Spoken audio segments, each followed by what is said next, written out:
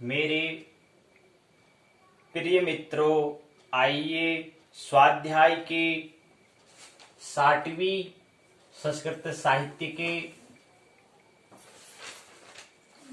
17वीं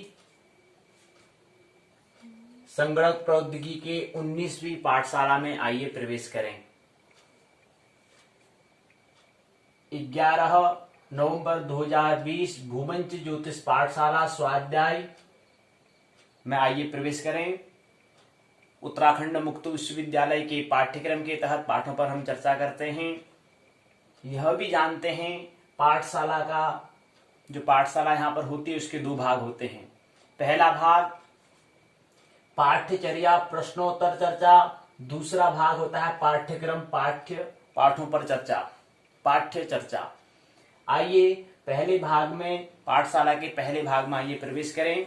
उससे पहले कुछ जानकारी देंगे, उसके बाद फिर हम संगणक प्रौद्योगिकी को समझने का प्रयास करेंगे।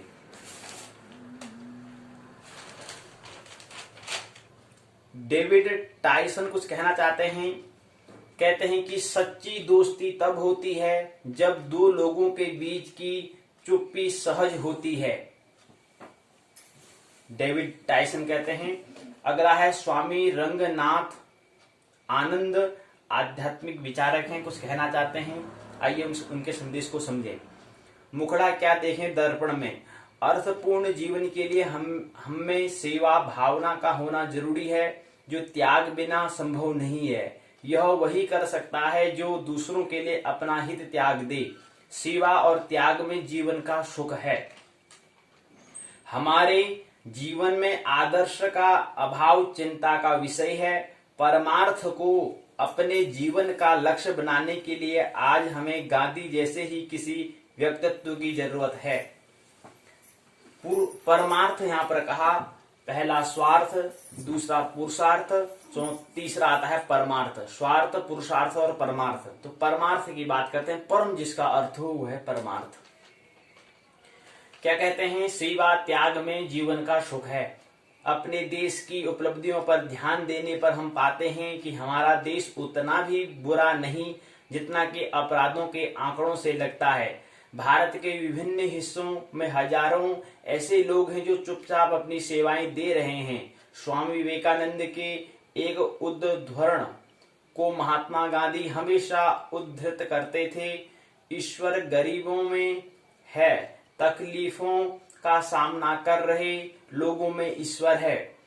अगर हमने इसी सोच पर ध्यान केंद्रित किया होता तो हमारी समस्याएं कब की खत्म हो गई होती। सेवा करने के लिए थोड़ा सा त्याग जरूरी है। त्याग की अभिव्यक्ति सेवा में ही होती है। दूसरों की सेवा न करने वालों के जीवन में हमेशा एक खालीपन होता है। जहां तक गांधी जी के विचारों को धरातल पर उतारने की बात है तो इसमें विदेशियों ने हमारी तुलना में ज्यादा प्रशंसनीय काम किया। अमेरिका में एक सीजर सावेज थे। वह गांधी जी के अनुयायी थे और उनके कमरे में गांधी जी की तस्वीर भी थी। वह कैलिफोर्निया की एक फैक्ट्री अर्थात कारखाना में कर्मचारी संगठन के अध्यक्ष थे। वहां कर्मचारियों ने वेतन वृद्धि के लिए आंदोलन किया पर मालिक ने वेतन नहीं बढ़ाया। सावेज ने सत्याग्रह शुरू किया। कुछ ही दिन में मालिक ने वेतन वृद्धि कर दी। जब भारत आजाद हुआ था तब देश में असंख्य अच्छे लोग थे जो दूसरों की भलाई के लिए अपना सब कुछ न्यौछावर करने को तैयार थे।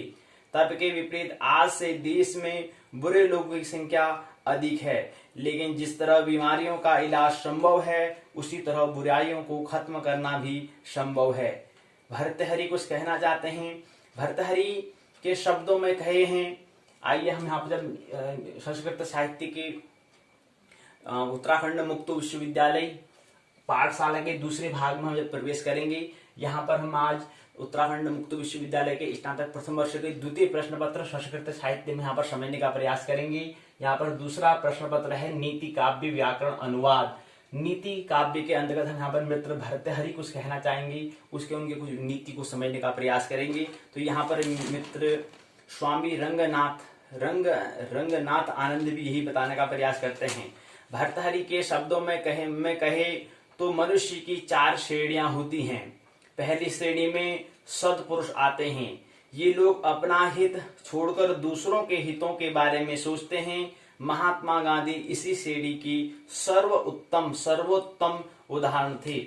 दूसरी श्रेणी के वे लोग हैं जो दूसरों के बारे में सोचते हैं पर अपना हित नहीं त्यागते। आजादी के समय देश में इन दोनों श्रेणियों के लोगों की बड़ी संख्या थी, लेकिन धीरे धीरे ऐसे लोगों की संख्या घटती गई और मानव राक्षसों की संख्या बढ़ी। तीसरी श्रेणी के ये लोग वस्तुतः दानवों में मनुष्य जैसे हैं। ये लोग अपने हित की पूर्ति के लिए दूसरों का नुकसान करते हैं। खाने पीने की चीजों और दवाओं में मिलावट से लेकर भ्रष्टाचार करने वाले लोग इस श्रेणी में आते हैं। चौथी श्रेणी के लोग वे हैं जो बगैर किसी लाभ के दूसरों की खुशियों को बर्बाद करते हैं। तीसरी और चौथी श्रेणी के लोग आज इतनी बड़ी संख्या बढ़ चुकी है इनकी कि देश बीमार हो गया है। दुनिया भी इसी समस्या से जूझ रही है। हमें अपने बच्चों को देश की मौजूदा स्थिति के बारे में बताना चाहिए।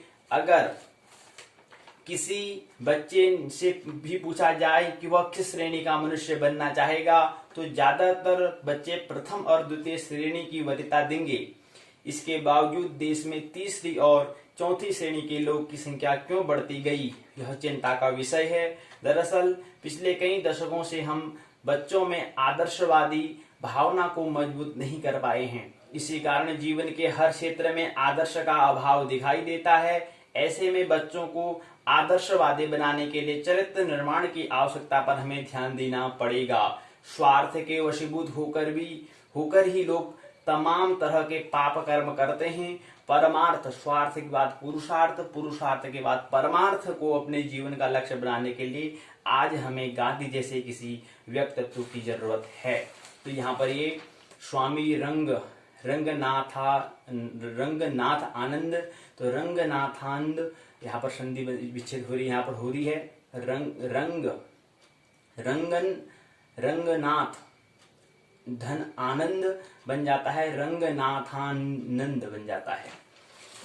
इसी क्रम में अहंकार का दुष्परिणाम क्या होता है।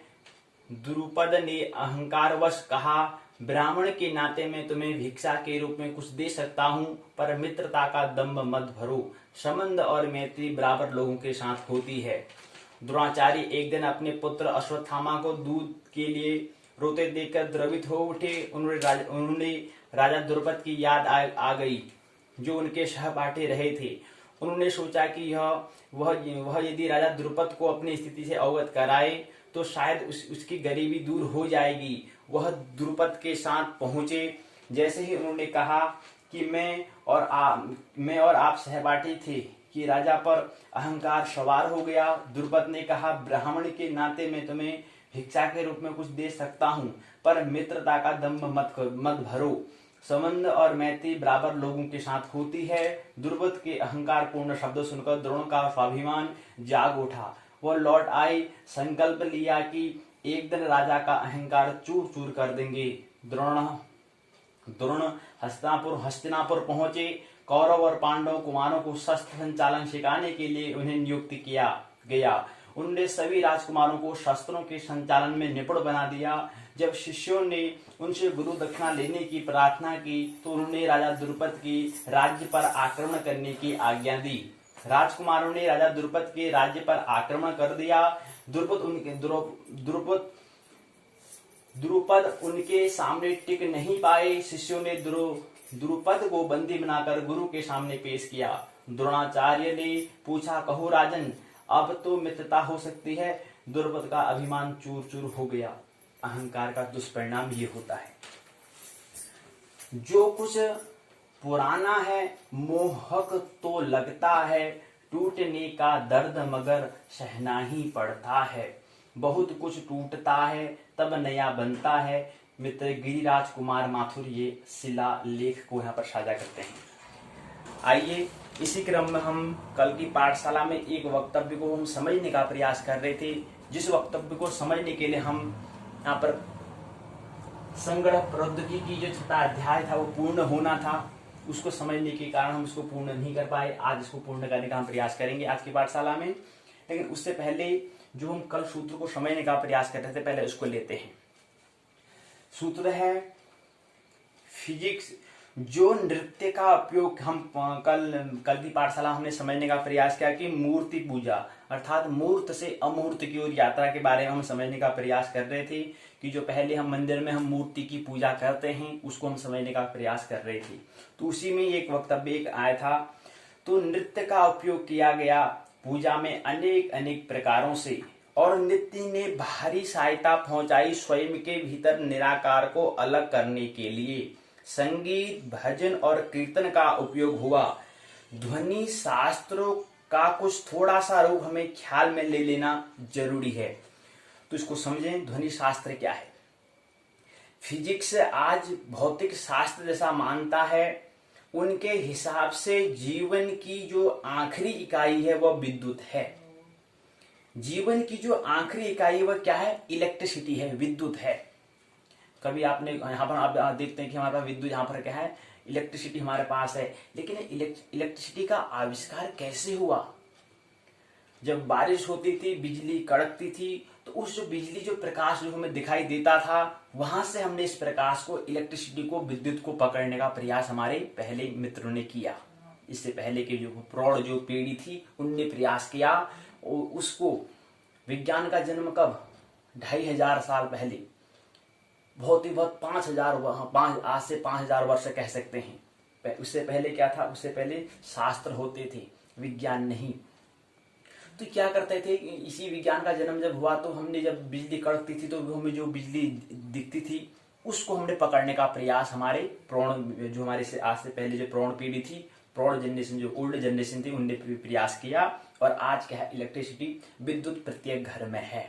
लगभग प्रत्येक गाँव को छोड़ करके शहरों में और गाँव में भी अधिकतर जगह क्या है? बिजली पहुंच चुकी है। तो कैसे आया? इसको जो हमने बिजली प्रकृति के द्वारा जो कड़क होती थी उसको हमने उसको पकड़ने का प्रयास हमने साधन हमने उसको बनाया। और आजकल हमारी बिजली क्या हो गई? मित्र हो चुकी है, जो घर में दासी के रूप में है।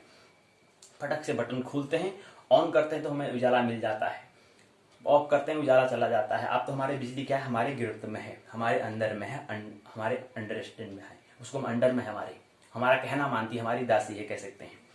तो फिजिक्स से आज उसी को हम समझने का प्रयास यहाँ पर कर रहे हैं। तो इलेक्ट्रिसिटी, इसमें थोड़ा हमें क्या करना है? ध्वनि शास्त्र को समझना है। फिजिक्स अर्थात जिसको भौतिक कहते हैं, भौतिक शास्त्र जैसा मानता है कि उसके हिसाब से जीवन की जो आखिरी इकाई है, जो लास्ट द यूनिट लाइफ की, वो क्या है? विद्युत है, इलेक्ट्रिसिटी है। लेकिन भारतीय और पूर्व मनीषी जैसा मानते रहे हैं वह यह है कि पदार्थ की जो अंतिम इकाई अर्थात जीवन की जो अंतिम इकाई वह ध्वनि है, साउंड है, ना कि इलेक्ट्रिसिटी। विद्युत नहीं है, बल्कि क्या है? ध्वनि है, विद्युत नहीं है, इलेक्ट्रिसिटी नहीं है। आधुनिक विज्ञान भी मानता है कि विद्युत पदार्थ की अंतिम रचना का आखिरी हिस्सा है। मैटर का अंतिम हिस्सा क्या है? अंतिम हिस्सा इलेक्ट्रिसिटी है। हमने कहा था कि यहाँ पर 2-3 बात हमें समझनी है। विज्ञान पदार्थ तथा प्रकृति की, विज्ञान मीन्स साइंस, साइंस पदार्थ का जो सूक्ष्म जो जीवन की पदार्थ की जो अंतिम इकाई है वह क्या है? इलेक्ट्रिसिटी है, विद्युत है। अर्थात बात किसकी हो रही है? बाह्य जगत की बात हो रही, अर्थात प्रकृति की बात हो रही है। लेकिन जो हमारे भारतीय मनीषी जो हैं, उनकी दृष्टि जो थी, भारतीय मनीषी या पूर्व हमारे से पहले जो मनीषी थे, जो ऋषि महर्षि जी हैं, वो कहते हैं कि अंतस जगत के बारे में थोड़ा ख्याल रखते हैं। तो वह कहते हैं कि अंतिम क्या है? जीवन की अर्थात पदार्थ की अंतिम जो इकाई है वह क्या है? ध्वनि है, साउंड है। इसके बारे में बात करते हैं। तो यहाँ पर 2-3 शब्द हमारे पास आते हैं। पहला शब्द आता है विज्ञान, किसे कहते हैं। दूसरा शब्द आता है पदार्थ अर्थात प्रकृति। तीसरा शब्द आता है विद्युत। इसी साथ में एक आध्यात्मिक शब्द आपने नाम सुना होगा, अध्यात्म शब्द आता है। ऊर्जा शब्द आपने नाम सुना होगा। ध्वनि शब्द आपने नाम सुना होगा। तरंग आपने नाम सुना है। तरंग को वेव कहते हैं, ध्वनि को साउंड कहते हैं, ऊर्जा को एनर्जी कहते हैं, अध्यात्म को स्पिरिचुअल कहते हैं, विज्ञान को साइंस कहते हैं, प्रकृति को नेचर कहते हैं, पदार्थ को मैटर कहते हैं, विद्युत को इलेक्ट्रिसिटी कहते हैं। तो ये 2-4-5 शब्द जो है इसको समझने का हम प्रयास करेंगे। अभी हम पाठशाला में तो कुछ संकेत लेंगे और जिससे हम खाली वक्त हमको होगा उसमें हम चिंतन विचार करेंगे, ताकि विज्ञान क्या कहता है कि जीवन का जो अंतिम इकाई जो विद्युत है, अर्थात हम विद्युत को समझने का, इलेक्ट्रिसिटी को समझने का प्रयास करेंगे। और उसके बाद जो भारतीय मनीषी जो कहते हैं उनकी दृष्टि में और भी इसके अंतस जगत की बात करते हैं। वो कहते हैं इसके इससे और आगे प्रक्रिया होती है। आगे कौन सी प्रक्रिया होती है? वो होती है ध्वनि। अर्थात पदार्थ के बाद विद्युत होता है, इलेक्ट्रिसिटी होता है, और इलेक्ट्रिसिटी का भी सूक्ष्म रूप क्या होता है? फिर ध्वनि होता है, साउंड होता है। और साउंड भी आगे आगे क्या बन जाता है? फिर एनर्जी, ऊर्जा बन जाती है। ये हम समझने का प्रयास यहाँ पर करते हैं। तो ये जो अध्यात्म मतलब और भी सूक्ष्म बातें की बात करते हैं, अर्थात अंतस जगत की बात करता है। विज्ञान जो है बाह्य जगत की बात होती है, लेकिन बात क्या होती है? पूरी जगत की ही बात होती है, ब्रह्मांड की ही बात होती है, अस्तित्व की ही बात होती है। आइए तो यहाँ पर समझते हैं कि लेकिन भारतीय और पूर्व मनीषी जैसा मानते रहे हैं कि उनका विचार ये था कि पदार्थ की जो अंतिम इकाई वह ध्वनि है, विद्युत नहीं है। आधुनिक विज्ञान भी यही मानता है कि विद्युत जो है पदार्थ की अंतिम रचना का आखिरी हिस्सा है, जिससे सारी चीजें बनती हैं। विद्युत अर्थात इलेक्ट्रॉन से है। पूर्वीय मनीषी मानते हैं कि ध्वनि जो है समस्त पदार्थ का आधारभूत हिस्सा है। पूर्व मनीषी अर्थात जब शास्त्र का प्रचलन था, शास्त्र हम जब कहते थे, अब तो विज्ञान का प्रचलन शब्द, अब तो विज्ञान कहते हैं कि साइंटिफिक होना चाहिए, वैज्ञानिकता होनी चाहिए, प्रमाणिकता होनी चाहिए। लेकिन जब विज्ञान का जन्म नहीं हुआ था, आज से 2.5 से 5,000 वर्ष पूर्व की हम बात करें, तो वहां पर उसमें शास्त्र का प्रयोग करते थे। तो वहां पर क्या था? वहां पर ध्वनि जो है पदार्थ का आधारभूत हिस्सा है। साउंड जो है वो समस्त पदार्थ का आधारभूत हिस्सा है। दोनों में से कुछ भी सोचो, लेकिन दोनों के बीच में एक गहरा संबंध है, एक रिलेशनशिप है। वह ख्याल में ले लेना हमारे लिए महत्वपूर्ण है, क्योंकि वैज्ञानिक कहते हैं कि ध्वनि विद्युत का एक रूप है। वैज्ञानिक क्या कहते हैं? वैज्ञानिक कहते हैं कि ध्वनि अर्थात साउंड क्या है? विद्युत का एक रूप है। किसका? इलेक्ट्रिसिटी का एक रूप है। भारतीय मनीषी कहते हैं कि विद्युत जो है ध्वनि का एक रूप है। तो इन दोनों में क्या बात आ रही है? इन दोनों में बात यही आ रही है, अर्थात कहने का मतलब यह है कि विज्ञान क्या है, थोड़ा ऊपर तल की बात हो रही है। उसकी कहें कि अंतस जगत की, मतलब अगर हम इसको एक वर्तुल बनाते हैं, अगर इसको हम ऐसे बनाएं, एक वर्तुल बनाते हैं, तो विज्ञान तो परिधि की बात करता है और अध्यात्म जो है वो थोड़ा मध्य की बात करता है, मध्य जगत की, और ठीक मध्य में क्या है? मूल है। तो जो पूर्व मनीषी जो बात करते हैं वो थोड़ा मध्य की बात करते हैं, परिधि की बात नहीं कर रहे। परिधि की बात तो विज्ञान कह रहा है। विज्ञान क्या कहता है कि क्या है? विद्युत, पदार्थ का अंतिम रूप क्या है? विद्युत है। और पूर्व मनीषी क्या कह रहे हैं कि विद्युत नहीं है, बल्कि क्या है? ध्वनि है। और विद्युत और ध्वनि क्या है? अब पूर्व मनीषी कहते हैं ध्वनि क्या है? विद्युत का एक रूप है। और आधुनिक वैज्ञानिक कहते हैं कि विद्युत क्या है? वह ध्वनि का रूप है। ये दो बातों में क्या है? थोड़ा एक जैसा हमें संबंध यहाँ पर मिलता है। इस बात को समझे तो क्या कहते हैं कि दोनों में कुछ भी हो, लेकिन दोनों में एक गहरा संबंध, एक रिलेशनशिप बनता है। क्या बनता है? वो ये बनता है कि वैज्ञानिक कहते हैं ध्वनि क्या है? विद्युत का हिस्सा है। ध्वनि जो है वो क्या है? विद्युत का हिस्सा है। कहने का मतलब है विद्युत क्या है? पेड़ है, उसकी शाखा क्या है? ध्वनि, उसकी शाखा ध्वनि है, ऐसा विज्ञान कहता है। और पूर्व मनीषी क्या कहते हैं?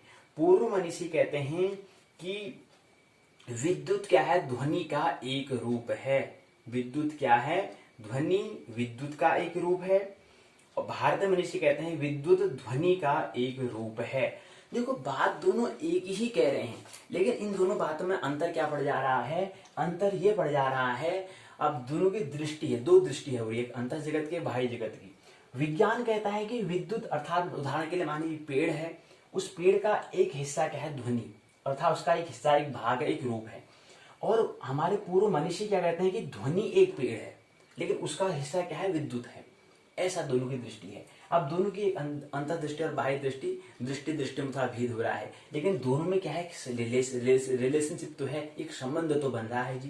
क्या कह रहे हैं? अर्थात क्या है? एक रूप तो बन रहा है, अर्थात एक रूप है। किसका रूप है? कोई कह रहा है कि विद्युत का एक रूप ध्वनि, वो कहते हैं वैज्ञानिक कहते हैं, आधुनिक वैज्ञानिक कहते हैं। और पूर्व मनीषी कहते हैं कि ध्वनि का एक रूप क्या है? विद्युत है। तो ये दोनों बात कर रहे हैं, लेकिन इन दोनों के बीच में क्या है? एक संबंध तो बन रहा है, एक रिलेशनशिप तो बनता है। अब बात कोई भी हो, लेकिन इन दोनों के बीच में क्या बनना है? रिलेशनशिप बनता है। वैज्ञानिक कहते हैं ध्वनि विद्युत का एक रूप है। ध्वनि विद्युत का एक रूप है। A mode of electricity. मतलब जो वैज्ञानिक कहेगा, वैज्ञानिक मतलब बाहरी दृष्टि से वो क्या देखेगा, पहले पदार्थ देखेगा अर्थात विद्युत दिखेगा, और विद्युत के बाद उसके बाद कहेगा हाँ यार विद्युत बड़ा चीज दिखाई दे रहा था, उसका छोटा हिस्सा ध्वनि है। लेकिन अब ये क्या है, कोई एक बाहर, दो दृष्टि हो सकती है। एक व्यक्ति बाहर से घर के अंदर को झांक रहा है, एक व्यक्ति घर के अंदर से बाहर को झांक रहा है, यही दो फर्क हो रहा है जी। तो विज्ञान जो है वो घर के बाहर से अंदर को देख रहा है, ये वैज्ञानिक दृष्टि कहलाती है। और जो पूर्व मनीषी की जो दृष्टि, है उनकी दृष्टि है कि अंतर से बाहर को देख रहे हैं। इसीलिए इसी कारण क्या बन जाता है, थोड़ा अंतर बन जाता है कि जो वैज्ञानिक जो बाहर से अंदर को देख रहा है वो कहता है कि विद्युत का रूप ध्वनि है, साउंड है, इलेक्ट्रिसिटी का रूप क्या है, साउंड है।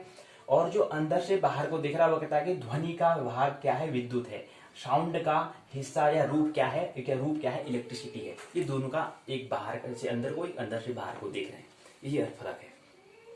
तो भारतीय मनुष्य कहते हैं विद्युत क्या है, ध्वनि का रूप है, a mode of a mode of sound. संभावना यह हो सकती है कि ये दोनों ही बातें सच हो, एक ही साथ सच हो सकती है कि दोनों बात सच हो सकता है कोई बाहर से अंदर को झांक रहा हो या कोई अंदर से बाहर को झांक रहा हो, ये दोनों बात सच हो सकती है। मतलब कि कोई कहे कि क्या है विद्युत का रूप ध्वनि है, या कह सकते हैं कि कोई ध्वनि का ही रूप क्या है, विद्युत है। हो सकता है दोनों बात सच हो सकती हो ये हमें खोज करना पड़ेगा तो ही पता चलेगा। हो सकता है दोनों बातें सच हो, एक ही साथ सच हो। यह संभावना यह है कि ये दोनों ही बातें सच होंगी। आज नहीं कल हम उस असली तत्व को खोज लेंगे जिसका एक रूप ध्वनि, दूसरा रूप विद्युत है। असली अभी हम कह रहे हैं कि विद्युत का रूप ध्वनि है, ध्वनि, अब विज्ञान विद्युत का रूप ध्वनि कह रहा है और जो मनीषी वो कहते हैं ध्वनि का रूप विद्युत है। अभी हम एग्जैक्ट हम बता नहीं पा रहे हैं कि आखिर पेड़ कौन है, उसकी शाखा कौन सी, हम तो एक दूसरे की तुलना करते हैं क्योंकि हमारे पास दो शब्द अभी मिले हैं। एक शब्द हमें मिला है विद्युत, एक शब्द मिला है ध्वनि हमको, एक हमें इलेक्ट्रिसिटी मिला, एक हमें क्या मिला है, साउंड मिला है। इसलिए हम एक दूसरे की तुलना में कहते हैं हाँ ये पेड़ है तो ये इसकी शाखा है, ये शाखा है तो ये पेड़ है तो ये इसकी शाखा में, ऐसा कहते हैं। अभी उसका मूल जो है वो बात हमें भी नहीं मिली है, लेकिन आगे समय में हमको मिल जाएगी, वो ज्ञात हो जाएगी और बातें सच होंगी। आज नहीं कल हम उस पर असली तत्व को खोज लेंगे, वो असली तत्व कौन है, कौन किसका हिस्सा है। हो सकता है कि कोई एक मूल होगा, उसकी शाखाएं विद्युत भी हो सकती है, ध्वनि भी हो सकती है, ऐसा भी हो सकता है, और वृक्ष कोई और ही होगा जिसका एक रूप ध्वनि और दूसरा रूप विद्युत होगा, जो इन दोनों के बीच का क्या लिंक करता होगा, उनको यहाँ संबंध जोड़ता होगा। शायद अध्यात्म की तरफ खोज करने के कारण भारतीय मनुष्य ध्वनि पर पहुंचा। तो अध्यात्म जो मनीषी जो करते हैं वो अध्यात्म की उनने यात्रा किया था, अंतर जगत की उनने यात्रा की, तो इसलिए वो कहते हैं उनका ख्याल क्या है, उनका शायद अध्यात्म की तरफ उन्हें खोज करने के कारण कहते हैं भारतीय मनीषी ध्वनि पर पहुंचा। पदार्थ की खोज करने वाले जो पश्चिम के जो मनीषी हैं तो हैं दोनों मनीषी, क्योंकि अस्तित्व की तो क्या कर रहे हैं, अस्तित्व को तो जानने का प्रयास कर रहे हैं, लेकिन बाहरी जगत को, अंतर जगत को समझने का प्रयास कर रहे हैं। लेकिन पदार्थ की खोज करने वाला पश्चिमी मनीषी विद्युत पर पहुंचा। ध्यान रहे स्वयं के भीतर खोज की भारत के मनीषी ने, पदार्थ के भीतर नहीं। तो स्वयं के भीतर खोज करने का प्रयास किसने किया, भारत के मनीषी ने किया है, अर्थात पश्चिम के मनीषी ने किया है, ना कि पूर्व के मनीषी ने किया है, ना कि पश्चिम के मनीषियों ने। पश्चिम के मनीषियों ने अंतर जगत के लिए नहीं, बाह्य जगत के लिए खोज की है। स्वयं के भीतर खोज करने का प्रयास अगर कहें तो विकल्प अगर दिया जाए तो विकल्प का उसका सही विकल्प ये होगा, भारतीय मनुष्यों ने अर्थात पश्चिम की पूर्व की मनुष्यों ने प्रयास किया अंतर जगत के लिए, अब स्वयं के भीतर खोजने के लिए, अगर खोज करनी स्व यात्रा के लिए। तो स्वयं के भीतर आपको जो स्वयं का बोध होगा वह ध्वनि का आखिरी हिस्सा है। तो स्वयं का जब बोध होगा तो वहां पर ध्वनि का हमें आखिरी हिस्सा मिलेगा। जब तक आपको अपना बोध रहेगा, आपके भीतर ध्वनि का बोध रहेगा, जितने गहरे उतरेंगे तब उतनी ध्वनि सूक्ष्म होती जाएगी, सूक्ष्म होती जाएगी, सूक्ष्म होती जाएगी। एक घड़ी आखिरी जब बिल्कुल शून्य रह जाएगा तो उस शून्य की भी ध्वनि होगी, साउंडलेस साउंड। उसको भारतीय मनीषी अनाहत नाद कहते हैं। वह जो नाद है जबकि ऐसा मालूम पड़ता है जैसे शून्य आ गया है, लेकिन शून्य का भी एक अपना सन्नाटा है, उसकी भी अपनी ध्वनि है। उस शून्य के सन्नाटे की आखिरी पकड़ मनुष्य की चेतना में खोज करने की वजह से आखिरी चीज मिलती है। निराकार में उतरने के पहले वह ध्वनि है, इसलिए उनका कहना बिल्कुल ठीक ही था। अंतिम तत्व ध्वनि होना चाहिए। वैज्ञानिक पदार्थ की खोज करने के लिए आखिरी तत्व पर पहुंचते हैं, जिनके आगे सब खो जाता है, निराकार आ जाता है, वह विद्युत कण है। इलेक्ट्रॉन, प्रोटॉन, न्यूट्रॉन जो हम कहते हैं ना, वो क्या आ जाता है विद्युत के रूप। इलेक्ट्रॉन का इलेक्ट्रिसिटी क्या है, इलेक्ट्रॉन आवेश की प्रवाह को दर को हम क्या कहते हैं, विद्युत कहते हैं। अब विद्युत क्या है, इलेक्ट्रॉन की प्रवाह आवेश की दर को हम कहते हैं इलेक्ट्रिसिटी कहते हैं। निराकार आ जाता है विद्युत कण। सोचने जैसा यह है कि पदार्थ का जो आखिरी कण है, क्या चेतना का भी आखिरी कण उससे पहले होगा या पीछे या आगे। निश्चित ही चेतना पदार्थ से ज्यादा गहरी वस्तु है, निश्चित ही चेतना पदार्थ से ज्यादा रहस्यमय वस्तु है। संभावना यही है कि चेतना का जो अंतिम कण हो वह पदार्थ के अंतिम कण से आगे हो। इसलिए भारतीय मनुष्य ध्वनि को विद्युत कण से आगे रखने की दृष्टि प्रस्तावित करते हैं। तो इसलिए हम कहेंगे कि पहले क्या आएगा, विद्युत। अगर हम बाहर विकसित जाएंगे तो पदार्थ मिलेगा, फिर विद्युत मिलेगा, फिर हमें ध्वनि मिलेगी, फिर ध्वनि के बाद हमें एनर्जी हमें मिलेगी, ऊर्जा हमें मिलेगी। फिर आप नाम सुनोगे ऊष्मा क्या होता है, हीट क्या होता किसे कहते हैं, कूल्ड किसे कहते हैं, ठंडा किसे कहते हैं, गर्म किसे कहते हैं। ये बहुत सारी बातें हम विज्ञान में अथवा प्रकृति के जगत में, बाह्य जगत में समझने का प्रयास करते हैं। लेकिन हम अंतिम जगत क्या आता है, ऊर्जा, एनर्जी आती है। लेकिन क्रम क्या रहेगा, पदार्थ, विद्युत, फिर ध्वनि, फिर ऊर्जा, ऐसा क्रम रहता है अंतर जगत के जाएंगे तो। निश्चित ही चेतना पदार्थ से ज्यादा गहन वस्तु है, निश्चित ही चेतना पदार्थ से ज्यादा रहस्यमय वस्तु है, और संभावना यही है कि चेतना का जो अंतिम कण हो वह पदार्थ के अंतिम कण से आगे हो। इसलिए भारतीय मनुष्य ध्वनि को विद्युत कण से आगे रखने की दृष्टि को प्रस्तावित किए हैं। जो भी हो, संगीत, कीर्तन, भजन, प्रार्थना, मंत्र ध्वनि के उपयोग हैं, और प्रत्येक ध्वनि के साथ आपके भीतर एक स्थिति पैदा होती है। ऐसी कोई भी ध्वनि नहीं जो आपके भीतर कोई स्थिति पैदा न कर जाती हो। सब ध्वनियां आपके भीतर स्थिति पैदा करती है। अब तो साउंड इलेक्ट्रॉनिक्स पर काम करने वाले वैज्ञानिक का ख्याल है कि अब तक हम इनकार किए वह ठीक न था। अब तो बात जाहिर और साफ हो गई है कि जिस पौधे में फूल महीने भर बाद आने वाले हैं, उसके पास अगर विशेष प्रकार का वाद्य यंत्र बजाएं तो फूल महीने भर पहले आ जाता है। जो गाय शेर भर दूध देती थी, उसके पास विशेष ध्वनि बजाई जाए तो उसका दूध बिल्कुल खो जाता है या दुगुना भी हो जाता है। असल में ध्वनि का आघात है आपकी चेतना पर। ध्वनि आघात करती है आपके भीतर जाकर। हम तलवार से आपकी गर्दन काट सकते हैं, लेकिन ध्वनि की तलवार से हम अपने आपके मन को हम काट सकते हैं। तलवार आपके मन को नहीं काट पाएगी, लेकिन ध्वनि की धार ज्यादा तीक्ष्ण है, तेज है, और वह मन को भी काट जाएगी। तो ऐसी ध्वनि की तीव्र धारों के प्रयोग किए गए हैं जिससे मन कट जाए और साधक मिट जाए, भक्त मिट जाए, अनंत की यात्रा पर निकल जाए। सभी धर्मों ने विशेष ध्वनियों के प्रयोग किए हैं। विशेष ध्वनियां पर हजारों वर्षों की साधना से बड़े परिष्कार किए गए हैं। अब यह मुंह के प्रयोग से, हम जब कल की पाठशाला में समझ रहे थे कि वहां पर क्या था, एक साधक जापान में आया था, तो उस जिक्र को हमने समझने का प्रयास किया था। अभी एक साधक मेरे पास जापान में आया था, हम यहाँ पर एक गुरु आचार्य रजनीश के हम कुछ प्रवचन को समझने का प्रयास कर रहे हैं, उनकी जिक्र। तो वहां पर कहते हैं कि एक साधक मेरे पास जापान से आया था, उसका उल्लेख वो बता रहे थे, जिक्र कर रहे थे। तो अब यह मुंह के प्रयोग से बता रहे थे कि मुंह के प्रयोग से ध्वनि के इतने तीव्र आह्वान से पूरी चेतना का रूपांतरण है। ओम भी वैसे ही ध्वनि होती है, जब हम ओम का उच्चारण करते हैं ना,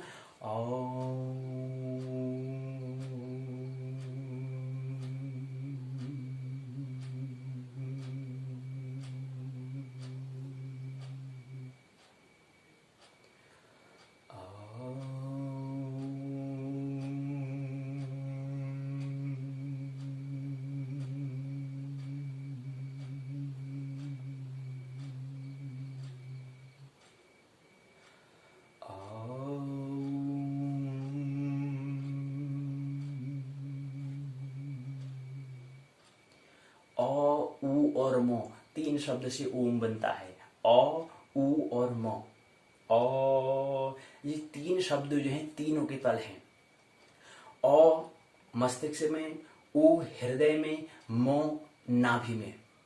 अ जब उच्चारण करते हैं तो मस्तिष्क पर ध्वनि, वहां पर जोर होता है अ का उच्चारण करने में, और जब अ उ का उच्चारण करते हैं हृदय तल पर जोर होता है, वहां पर तरंग जाती है। उसका म का जब उच्चारण करते हैं तो नाभि तल पर। इसलिए तीन शब्द बने, अ उ और म, बन जाता है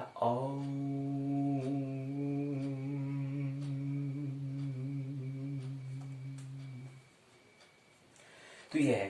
तो ऐसे ही जब ओम भी वैसी ही ध्वनि है। सारी दुनिया के सब धर्मों के पास अपनी ध्वनियां हैं जो पूजा में उपयोग की जाती हैं, और उनकी पूजा में जैसे जैसे गहराई बढ़ती है जाती है वैसे वैसे भीतर ध्वनि की चोट से रूपांतर होना शुरू हो जाता है। भजन कीर्तन की विशेष ध्वनियां के आघात हैं, और इसलिए पुनरुक्त पर जोर दिया है। अगर आपने एक भजन एक दिन किया और दूसरे दिन दूसरा भजन किया, तीसरे दिन तीसरा भजन किया तो परिणाम नहीं होते हैं। सतत चोट चाहिए, एक ही केंद्र पर सतत चोट हमें करनी होती है। जैसा कि कोई आदमी एक हथौड़ी से एक जगह ठोक दे, फिर दूसरी जगह ठोक दे, फिर तीसरी जगह ठोक दे, तो उससे कोई कील ठोकने वाली नहीं है। एक आदमी एक जगह को वहां खोद ले 2 फीट, और फिर 2 फीट दूसरी जगह खोद ले, और फिर तीसरी जगह खोद ले, इससे कोई कुआं खुदने वाला नहीं है। सतत एक ही बिंदु पर, इसलिए पुनरुक्ति पर इतना आग्रह रहता है। इतना आग्रह, 1 महीने भर आदमी मूंग की पुनरुक्ति कर रहा है, ओम की ध्वनि लगा रहा है, एक ही गीत की कड़ी को दोहराए चला जा रहा है, एक ही धुन को किए चले जा रहा है। इसमें खतरा है, अगर इसको मैकेनिकल अर्थात यांत्रिक ढंग से किया जाए तो बेकार मेहनत चली जाएगी। देखो ना, यहाँ पर एक शब्द आता है, हम पदार्थ कहते हैं, तो पदार्थ के लिए हम यहाँ पर यंत्र की बात करता था। किसकी बात करते हैं? मैकेनिकल अर्थात यांत्र की बात करते हैं। लेकिन यही पदार्थ भी क्या है, जब विद्युत तक पहुंच जाता है तो वहां पर आपने नाम सुना होगा मैकेनिकल इंजीनियर और इलेक्ट्रॉनिक इंजीनियर, 2 शब्द आपने नाम सुने हैं। मतलब ये क्या है, यांत्रिक अभियंता एक होता है, विद्युत आणविक यानी कि विद्युत इलेक्ट्रिसिटी वाला, इलेक्ट्रॉनिक अर्थात क्या है, विद्युत आणविक अभियंता। तो यही क्या है, वो ये की है पदार्थ का। और थोड़ा अंतस को हम चलेंगे तो वहां पर उसका बन जाता है, पदार्थ का छोटा रूप क्या बन जाता है, उसका ही एक रूप क्या बन जाता है, फिर इलेक्ट्रिसिटी बन जाता है, विद्युत बन जाता है। तो कभी आपने कहा इलेक्ट्रॉनिक इंजीनियर और मैकेनिकल इंजीनियर में यही फर्क है। लेकिन है क्या पदार्थ का, उसके अंदर की हम यात्रा कर रहे हैं। बाहर से अंतर जगत की यात्रा करेंगे तो पहले पदार्थ मिलेगा, उसके बाद फिर हमें विद्युत मिलता है, उसके बाद फिर हमें ध्वनि मिलेगी, उसके बाद फिर एनर्जी हमें मिलती है। ये हमें ख्याल रखना चाहिए, इसलिए खतरा है। इसको मैकेनिकल अर्थात यांत्रिक ढंग से किया तो बेकार मेहनत चली जाएगी। लेकिन अगर इसको पूरे प्राण में डाल दिया, तो अगर हम आदमी ऐसा बैठा हुआ है, मुंह कर रहा, ओम का उच्चारण कर रहा है, जैसे एक काम कर रहा है, तो कुछ नहीं परिणाम होगा। नहीं, यह ओम उसका प्राण बन जाए, जीवन मरण का सवाल बन जाए, यह दांव लगा दे अपना सब, यह आवाज ऐसे ही मुंह से न कर दे, इस आवाज में इसके शरीर का रोआं सम्मिलित हो जाए, इसके एक एक सेल, एक एक कोष्ठ की ऊर्जा उसमें लग जाए, इसकी एक एक हड्डी, मांसपेशी, एक एक स्नायु उसके संयुक्त हो जाए, खून इसका पुकारने लगे, हड्डी चिल्लाने लगे, इसका पूरा का पूरा अस्तित्व ओम की आवाज में बन जाए, ध्वनि के द्वारा परिणाम हो जाएगा। तो भक्त एक ही कड़ी को दोहराई चला जाता है वर्षों तक। तो वह एक ही कड़ी को दोहराने का प्रयोजन चोट करने से एक ही जगह चोट करते ही चले जाना, जब तक कि द्वार न खुल जाए, और द्वार खुल जाता है। तो ये बात हमें समझने की हमें प्रयास यहाँ पर करना है। आइए इसी क्रम में हम यहाँ पर स्वाध्याय के हम यहाँ पर संगणक प्रौद्योगिकी को स्वाध्याय का जो पहला चरण है पूर्ण होता है। आइए द्वितीय चरण में प्रवेश करें। छठा अध्याय है कंप्यूटर संगणक प्रौद्योगिकी के अंतर्गत organism data in Microsoft Windows XP. Microsoft Windows XP में डाटा को कैसे व्यवस्थित करना है उसको समझने का प्रयास ही करें।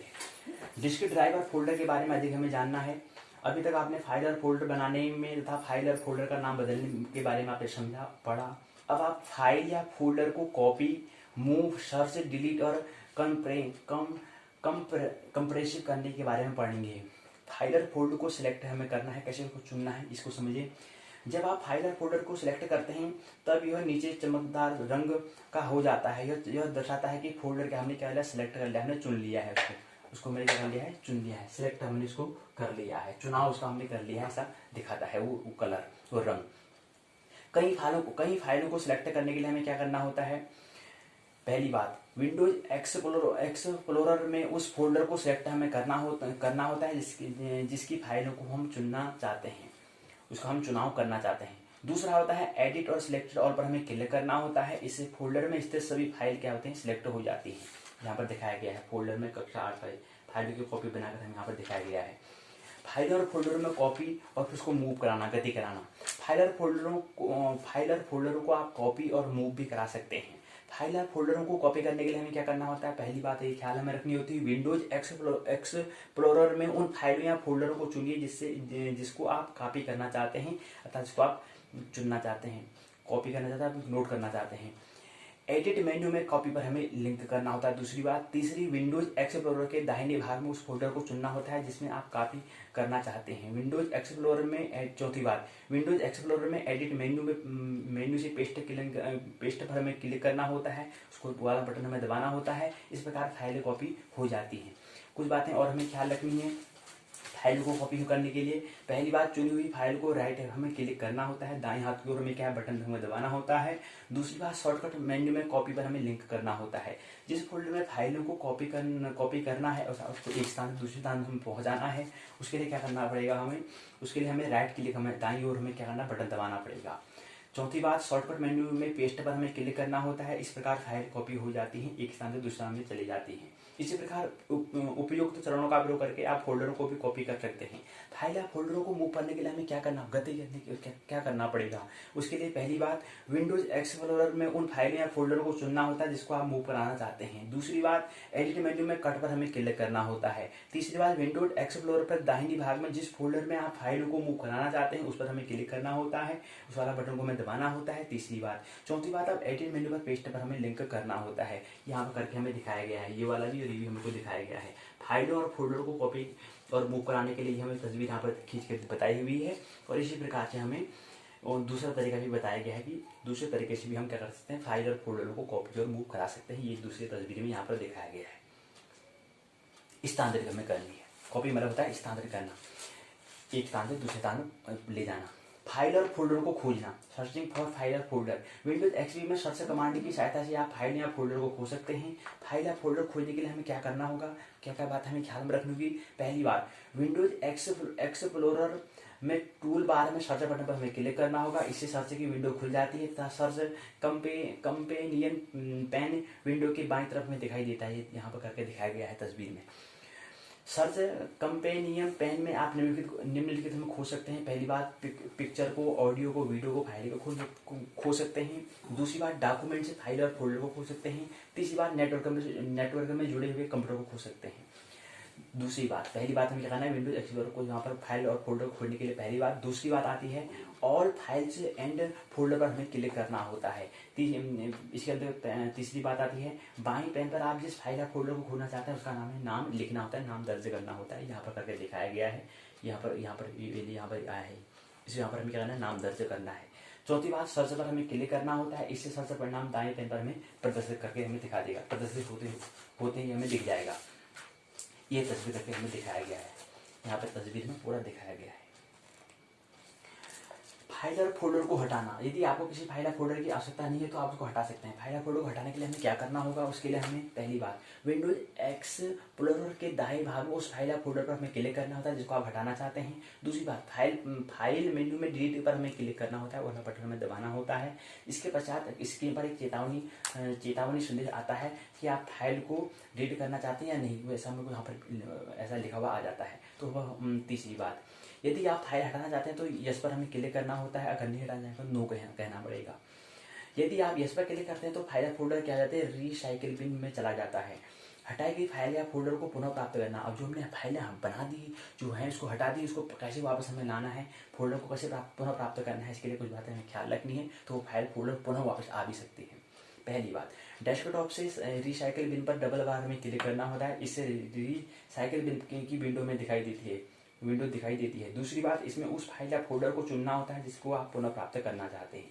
तीसरी बात, फाइल मेन्यू में रिस्टोर पर हमें क्लिक करना होता है जिससे फाइल या फोल्डर अपने मूल स्थान में आ जाता है। जो हमने डिलीट करी थी फाइल फोल्डर को दोबारा उसको वापस हम ला भी सकते हैं, उसके लिए हम 2-3 बात समझनी है तो वापस आ जाएंगी। अब रिसाइकिल बिन को खाली करना कैसे होता है, एम्प्टी कैसे करना है, खाली कैसे करना है साइकिल बिन को, आइए इसको समझते हैं। आप रिसाइकिल बिन से डाटा को हमेशा के लिए हटा सकते हैं। रिसाइकिल बिन से हटाए गए डाटा को पुनः प्राप्त नहीं किया जा सकता, ये हमें ख्याल रखना है। अगर हमने रिसाइकिल बिन से डाटा हमने खाली कर दिया है तो उसको दोबारा हम आपको वापस नहीं ला सकते हैं, डाटा को पुनः प्राप्त नहीं किया जा सकता है। रिसाइकिल बिन को खाली करने के लिए हमें क्या करना है, इसलिए जब रिसाइकिल बिन हम खाली करेंगे तो होशपूर्वक करेंगे, ताकि उसमें कोई महत्वपूर्ण डाटा होगा, डॉक्यूमेंट्स होंगे, फिर वो चले जाएंगे तो फिर वापस आने वाले नहीं है। शून्य फिर मिल जाएगा तो फिर शून्य में मिल जाएगा, फिर वापस आने वाला नहीं है, ये हमें ख्याल रखना है।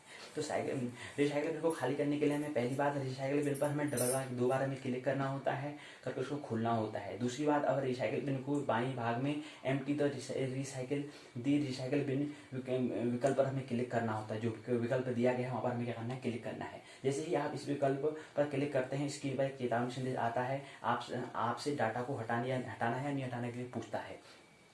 अगर हटाना है तो यस करोगे, नहीं हटाना तो नो कहोगे। तीसरी बात, यदि आप रिसाइकल बिन में समस्त डाटा को हटाना चाहते हैं तो यस पर क्लिक करना होगा, अगर नहीं हटाना चाहते हैं नो पर हमें कहना होगा। यह ऐसे लिखा हुआ है, are you sure your want to send these 3 items to be recycle bin, तो यस या नो, जो करना होगा वो करना होगा। उसके बाद है फाइलों को संकुचित करना, कैसे उसको सुकोड़ कर सकते हैं इसके बारे में समझिए। कंपेरेंस करना और संकुचित करना, सुकुड़ना। विंडोज एक्सपी फाइलों को संकुचित करने के लिए विकल्प कंप्रेस्ड तथा जिप्ड या जिप्ड भी कहते हैं, फोल्डर उपलब्ध कराता है। फाइलों को संकुचित करने के लिए उसका आकार कम हो जाता है। इस प्रकार से डिस्क की ड्राइव में स्थान भी बच जाती है। फाइलों को संकुचित करने के लिए हमें क्या करना होगा, पहली बात विंडोज एक्सप्लोरर के बाएं भाग में उस ड्राइव या फोल्डर पर हमें क्लिक करना होगा जहां पर आप संकुचित फोल्डर को बनाना चाहते हैं। दूसरी बात, फाइल मेन्यू पर पॉइंटर को न्यू पर हमें ले जाना होगा। उसके बाद कंप्रेस्ड और जिप्ड फोल्डर पर हमें क्लिक करना होगा। इस प्रकार दाएं पैन में एक संकुचित फोल्डर बन जाता है, ये बनके यहाँ पर दिखाया गया है तस्वीर में। इसके बाद चौथी बात, फाइलों को ड्रैग करके कंप्रेस्ड फोल्डर में डालना होता है। कंप्रेस्ड फोल्डर में फाइलों को डालने से अपने आप ही वो संकुचित हो जाता है, सिकुड़ जाता है। जैसे किसमें होता है ना, सिकुड़ जाता है। पहले तो वो अंगूर होता है, जैसे वो धूप में रखते हैं वो सिकुड़ जाता है, इसलिए उसको फिर कहते हैं किसमिस कहते हैं, तो वो सिकुड़ जाता है, ऐसे ही वो सिकुड़ जाता है। पांचवा आता है कंप्रेस्ड फोल्डर का नया नाम हमें डालना होता है। यहाँ पर डालने के लिए बनाए गए हैं, यहाँ पर क्या लिखना है वो बताया है यहाँ पर ये तस्वीर में, चित्र में। इस प्रकार फाइलें संकुचित हो जाती हैं। संकुचित फाइलों को पुनः जो पहली स्थिति थी उस स्थिति में लाने के लिए क्या करना होगा, उसके लिए पहली बार कंप्रेस्ड फोल्डर में राइट क्लिक करना होता है। एक्सट्रैक्ट ऑल पर हमें क्लिक करना होता है। इससे एक्सट्रैक्शन विजार्ड की विंडो हमें दिखाई देती है, वापस हमको उसको लाना है। तो ये हमें करके दिखाया गया है, यहाँ पर दिखाई दे रही विंडो, ये हमको खिड़की हमें दिखाई दे रही है ना, वही नेक्स्ट या कैंसिल। उसके बाद दूसरा आता है नेक्स्ट पर, मतलब अगला पेज में हम जाना चाहते हैं, आगे बढ़ना चाहते हैं, आगे यात्रा के लिए हमें नेक्स्ट पर हमें क्लिक करना होता है। अब नेक्स्ट तो आंग्ल भाषा है, मतलब होता है आगे बढ़ना, आगे उसको और खोलना है नहीं खोलना पूछता है, तो उसको नेक्स्ट अंग्रेजी भाषा में कहते हैं, तो हमें क्लिक करना होता है। तीसरी बात, उस स्थान पर नाम पर हमें टाइप करना होता है जहाँ पर आप एक्सट्रैक्ट फाइल को रखना चाहते हैं, ये यहाँ पर विकल्प इस तस्वीर में दिया गया है। चौथी बात, नेक्स्ट पर हमें क्लिक करना होता है। पांचवी बात, अंत में फिनिश पर, अर्थात काम पूर्ण हो चुका है, फिनिश हो चुका है, वहाँ पर हमें क्लिक करना होता है, ये करके दिखाया गया है। इससे क्या होता है, एक्सट्रैक्ट की गई फाइलें निर्धारित फोल्डर पर क्या हो जाती है, स्टोर हो जाती है, अर्थात सेव हो जाती है, रक्षित हो जाती है। शॉर्टकट बनाम क्रिएटिंग शॉर्टकट के लिए क्या करना पड़ेगा, शॉर्टकट बना होता है लघु रूप बनाना, लघु ढंग करना, उसको शॉर्टकट में बनाना। उसके लिए क्या बात ख्याल रखनी है, जिन एप्लीकेशनों को अर्जियों को, फोल्डर को या फाइलों को आप अधिकतर प्रयोग करते हैं, उन्हें आप शॉर्टकट बनाकर डेस्कटॉप पर रख सकते हैं, इससे समय की बचत होती है। शॉर्टकट डेस्कटॉप में हम रखते हैं, जो हमने पिछली टाइम जब लैपटॉप में दिखाया तो पहले जैसे हम खोलते हैं तो तुरंत हमको इतनी सारी फाइलें दिखाई देती हैं, तो उसके लिए क्या करना होगा, उसको शॉर्टकट बनाने के लिए क्या करना है, ताकि समय बच जाए तो अंदर हमें नहीं जाना पड़े, उसके लिए क्या करना है, उसके लिए पहली बात किसी फोल्डर, ताकि हमारा समय बच जाए, किसी फोल्डर का डेस्कटॉप पर शॉर्टकट बनाने के लिए हम क्या करना है, पहली बात विंडोज एक्सप्लोरर में दाएं भाग में फोल्डर पर राइट क्लिक हमें करना होता है, तब क्रिएट शॉर्टकट पर हमें क्लिक करना होता है, इससे दाएं भाग में शॉर्टकट बन जाता है। अब बने हुए शॉर्टकट पर हमें को डेस्कटॉप पर मूव कराना होता है, वहाँ गति करानी होती है, तो इससे क्या होता है वो शॉर्टकट बन जाता है। जैसे हम अपने लैपटॉप को ऑन करते हैं तो हमें दिख जाता है तुरंत, वहाँ पर एक जो हमने वॉलपेपर लगाया है वो दिखता है, उसका तुरंत फोल्डर हमें दिखाई देता है, तुरंत उस वाले फोल्डर को क्लिक करते हैं, हम तुरंत अपना काम करना शुरू कर देते हैं। नहीं तो क्या होता है, अगर शॉर्टकट उसको नहीं बनाते तो अंदर जाना पड़ता है, माई कंप्यूटर में जाना पड़ता है, वहाँ अंदर जाके फिर खोलना पड़ता है, तो ऐसे समय बर्बादी होती। तो शॉर्टकट बनाने के लिए क्रिएट कैसे करना है शॉर्टकट, उसके लिए बात हमें समझाएगी, 2-3 बात ख्याल रखनी है, तो ऐसे शॉर्टकट बन जाता है। कहीं पर आपने देखा होगा तो बना हुआ देखा भी होगा आपने, वो कैसे बना उसको ही समझने का प्रयास यहाँ पर कर रहे थे। अपने ज्ञान को परीक्षे, टेस्ट योर नॉलेज।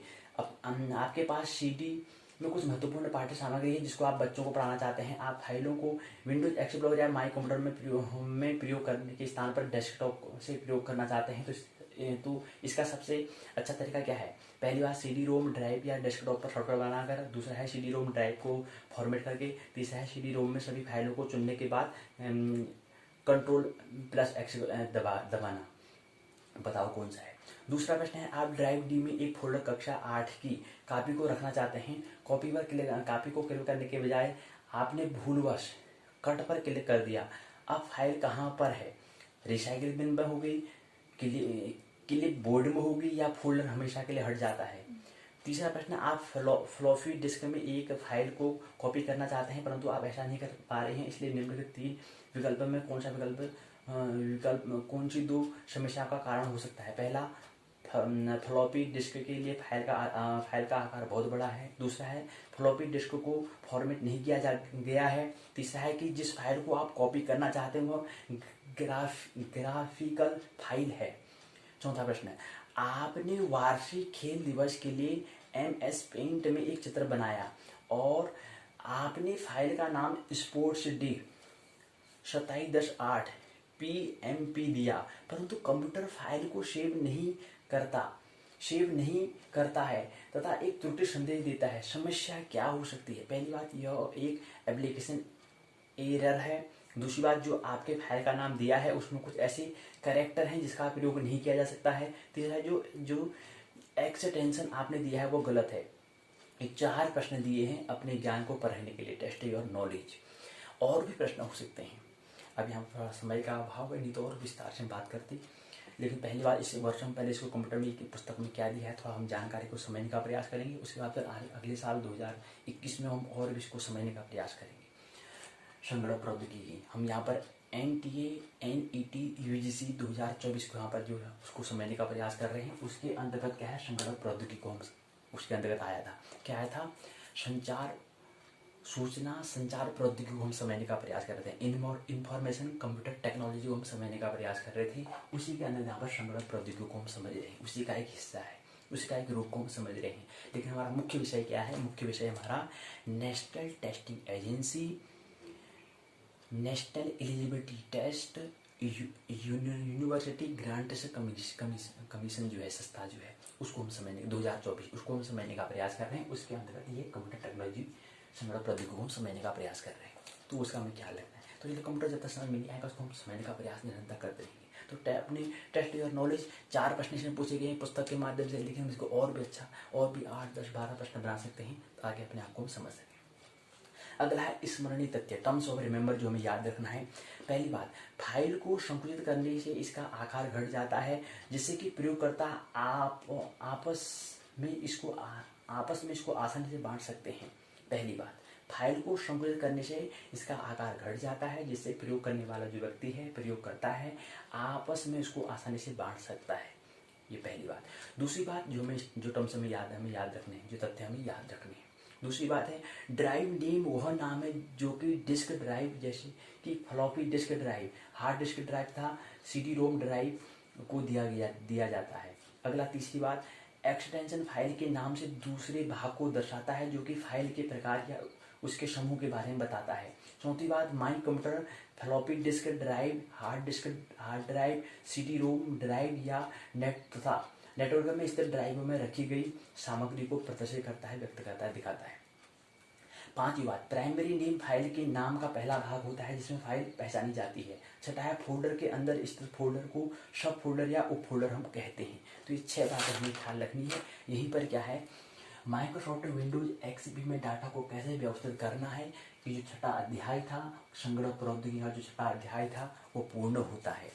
अगले हम नवंबर को हम विंडोज XP में पेंट कैसे करते हैं, कैसे हमको वहाँ पर कलर करना है, उसको समझने का प्रयास 7वें अध्याय में using Paint in Windows XP में कैसे करते हैं वो हम समझने का प्रयास करेंगे। आइए आज की पाठशाला के भाग 2 में पाठ्यक्रम उत्तराखंड मुक्त विश्वविद्यालय के स्नातक प्रथम वर्ष के द्वितीय प्रश्न पत्र और विषय है संस्कृत साहित्य, जिसकी आज 17वीं पाठशाला है। उसके अंतर्गत जिसको उत्तराखंड मुक्त विश्वविद्यालय जो प्रश्न पत्र है, द्वितीय प्रश्न पत्र है संस्कृत साहित्य का, स्नातक प्रथम वर्ष का, तो उसको व्यक्त करता है SL 102 नीति काव्य व्याकरण और अनुवाद। इस जो पुस्तक यहाँ पर दी गई है, ये पुस्तक दी है। पुस्तक को भावपूर्ण इसको हम धारण करेंगे। आज हम संस्कृत साहित्य के द्वितीय प्रश्न पत्र की ओर में यात्रा करेंगे, तो इसको प्रणाम करें एक भावपूर्ण होकर। तो इसमें नीति, इस पुस्तक का नाम यहाँ पर दिया है नीति काव्य व्याकरण अनुवाद। ये मानविकी विद्या शाखा के अंतर्गत है। हमने कहा उत्तराखंड मुक्त विश्वविद्यालय ने इसको मानविकी विद्या शाखा के अंतर्गत रखा है, संस्कृत साहित्य को। इसको नाम दिया है नीति काव्य व्याकरण अनुवाद। ये दूसरी पुस्तक है, द्वितीय प्रश्न पत्र है प्रथम वर्ष का। तो इसके अंतर्गत यहाँ पर क्या है, इसमें 4 खंड यहाँ पर दिए गए हैं। क्या दिए हैं, पुस्तक को प्रणाम करेंगे, उसके बाद आगे बढ़ेंगे। इसमें कुछ संकेत दिए गए हैं, उसको हम समझने का प्रयास करेंगे, ताकि धारण करेंगे। कुछ समय तक उसको चिंतन करेंगे, जब तक वो अपनी समझ हमारी नहीं बन जाती है तब तक धारण करेंगे। जैसे हमारी समझ बन जाएगी उसको हम विदा कर देंगे। एक साधन के रूप में कुछ विचारों को हम धारण करने का प्रयास करेंगे, इसे कुछ सूचना को लेंगे। आइए, तो ये इसकी क्या है, ये पूरे का पहला प्रश्न है। तो आगे दूसरा प्रश्न यहाँ पर दिया गया है, पाठ्य समिति के दिया गया है, इकाई लेखन के बारे में बता रही है। संगीता वाजपेयी है, उमेश शुक्ल है, डॉक्टर भगवती पंत है, डॉक्टर रामनाथ झा है। ये पूरा कर दिया गया है। इसी क्रम में यहाँ पर क्या है, अनुक्रम कॉन्टेंट यहाँ पर दिया गया है। अनुक्रम यहाँ पर दिया गया है, यहाँ पर लिखा है नीति काव्य व्याकरण अनुवाद, यहाँ पर इसका कोड दिया गया है। तो अनुक्रम में क्या दिया है, प्रथम खंड नीति शतकम है। इसके अंतर्गत 5 इकाई। पहली इकाई में संस्कृत नीति साहित्य से हम परिचय होने का प्रयास, जो आज की पाठशाला में हम करेंगे पहली इकाई में। दूसरी इकाई है भर्तृहरि का जीवन वृत्त, नीति साहित्य का योगदान, उन्होंने नीति साहित्य में क्या योगदान दिया, इसको समझने का प्रयास हम द्वितीय इकाई में करेंगे। तृतीय इकाई में नीति शतकम श्लोक संख्या 1 से 20 तक समझने का प्रयास हम तृतीय इकाई में करेंगे। चतुर्थ इकाई में नीति श्लोक संख्या 21 से 40 तक।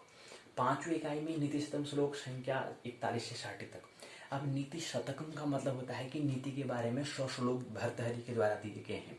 लेकिन उत्तराखंड मुक्त विश्वविद्यालय हल्द्वानी के द्वारा स्नातक प्रथम वर्ष की जो द्वितीय प्रश्न पत्र यहाँ पर नीति के बारे में जो बताया है, यहाँ पर केवल 60 श्लोक यहाँ पर लिए गए हैं। इसलिए यहाँ पर हम पहले नीति जो प्रथम खंड है नीति शतकम में भर्तृहरि के द्वारा दिए गए जो 60 श्लोक हैं उनको ही समझने का हम प्रयास करेंगे। शेष 40 श्लोकों को हम आगे करेंगे।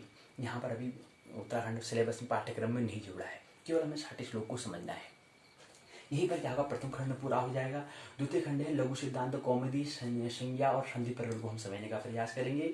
इसके अंदर पहला इकाई है संज्ञा प्रकरण, पहली इकाई। दूसरी इकाई है स्वर संधि। तीसरी इकाई है प्रकृति भाव, विधायक सूत्र, उदाहरण और व्याख्या। चतुर्थ इकाई है संधि प्रकरण के अंतर्गत संज्ञा सूत्र की व्याख्या। ये 4 इकाई यहाँ पर द्वितीय खंड में दी गई हैं। द्वितीय खंड का नाम है लघु सिद्धांत कौमुदी, संज्ञा और संधि प्रकरण। यहाँ पर संज्ञा किसे कहते हैं और संधि किसे कहते हैं, इस प्रकरणों को हम समझने का प्रयास द्वितीय खंड में करेंगे।